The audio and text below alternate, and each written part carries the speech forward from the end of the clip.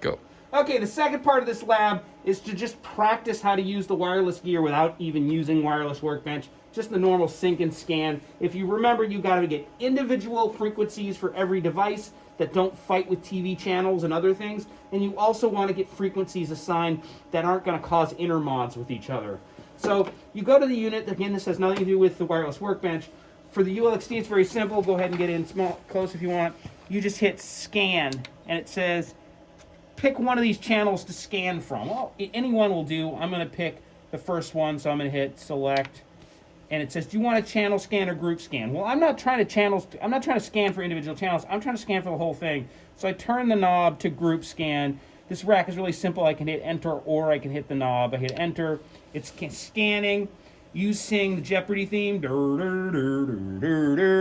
older Sure Gear would take 5 minutes to do this. This does it very quickly. So, one thing you should have done, I should have done, is I should have turned off transmission over here. These guys are transmitting right now 4 different frequencies.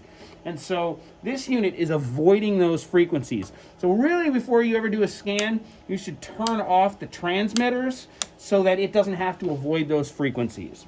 So it did avoid them, but it has 66 available for us. We'll hit enter. And now Vegas mode. Gotta say Vegas mode. It now spread those channels across the units. Now, each one of these things has its own frequency. Now, we want to put the frequency on our packs, right? We want to transfer that data over to here. It's very simple in this particular unit. There's your little red IR sensor. You're going to have to line that up with the IR sensor on the rack.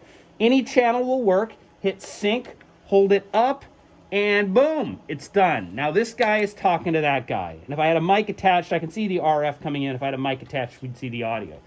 The stick mics are similar as well. They have a red IR sensor. Let's connect that to channel 2. Hit sync, hold it up, and boom, done.